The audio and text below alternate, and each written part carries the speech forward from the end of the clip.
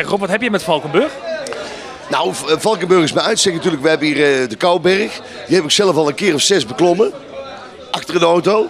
En ja, Valkenburg is toch een beetje nostalgie. Hè? Daar ging je vroeger als kleine jongen met je ouders zeker naartoe. Dan ging je geloof ik de grotten bekijken. Ik heb nooit zo opgelet. Maar Valkenburg is bij uitstek een toeristische trekpleister. Dat is een beetje het voordeel en het nadeel van een artiest.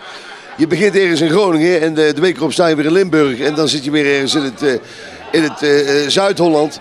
Daar word je af en toe helemaal crazy van. Maar dat is ook weer wel de charme van het vak. Er zijn altijd andere mensen, heel veel mensen die hier achterna reizen.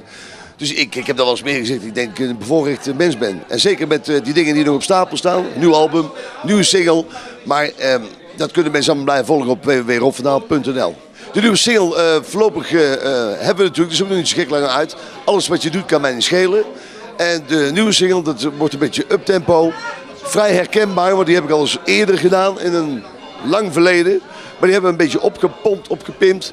En ik heb net even een soundcheck gedaan hier in Valkenburg. En ja, daar hoef je eigenlijk niks meer te doen, want het plein staat daar gelijk met de handen in de lucht. En dat is de bedoeling van muziek, tenminste als het gaat om Rob van Daal. Verklap dan ook maar hoe die nieuwe single gaat heten. Ik ga leven. Zullen we nog een keer gaan kijken naar die oude versie? Lijkt me een heel goed idee. Op TV Oranje.